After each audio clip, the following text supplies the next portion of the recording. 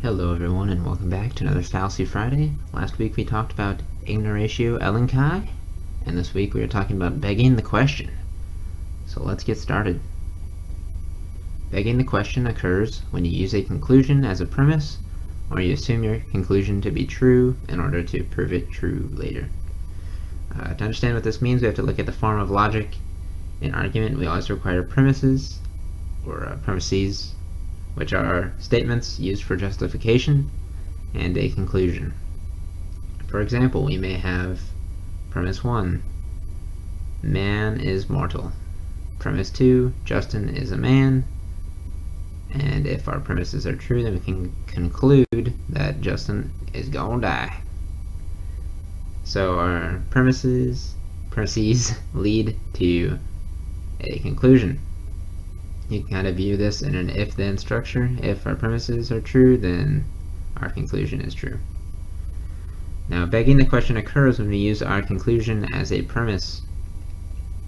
We can use the previous example again. If we assume that I will die, we can conclude that I will die. There's actually nothing wrong logically with this. However, it doesn't prove anything new, and it isn't very useful. It's easy to see in this example, but oftentimes people beg the question in more subtle ways. Let's look at this example.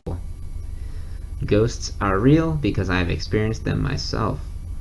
Ooh, spooky. This is begging the question because the premise and conclusion are essentially the same, just worded differently. Our premise is I've experienced ghosts, and our conclusion is ghosts are real. Our experience is what determines what is real for us, so we could actually rewrite this as premise, what I experience is real, conclusion, what I experience is real. If what you experience is real, then what you experience is real. This doesn't really prove anything, and we can see more easily now that this is just begging the question. Essentially, it's saying the same thing in both the premise and the conclusion. Another example can be seen with cigarettes.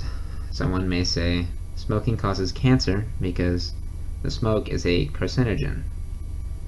So the premise would be cigarette smoke is a carcinogen, and the conclusion is smoking causes cancer. Again, the premise and conclusion are saying the same thing, since a carcinogen is what causes cancer, is something that causes cancer. So it could be rewritten as a premise, something causes cancer, therefore something causes cancer. Let's look at another example. If we are on trial for killing our wife, and the lawyer asks, how did you feel when you killed your wife? Then he is assuming the conclusion that I killed my wife was true before he ever proved it to be true. Begging the question occurs whenever you assume your conclusion to be true, oh my lord, in order for your conclusion to be true. Kind of the same thing that we've been seeing. The premise and the conclusion are the same. Something causes cancer, therefore something causes cancer. Something must be true, therefore something must be true.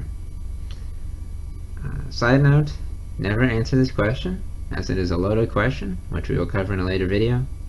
And P.S. She did evil things to my peanut butter, okay? I lost control, guys. I lost control. Alright, that is all for this week, guys. Remember not to use your conclusions to prove your conclusions, because I hate hearing the same thing twice. It actually triggers me, and it gives me flashbacks to my childhood. Alright, thank you for watching.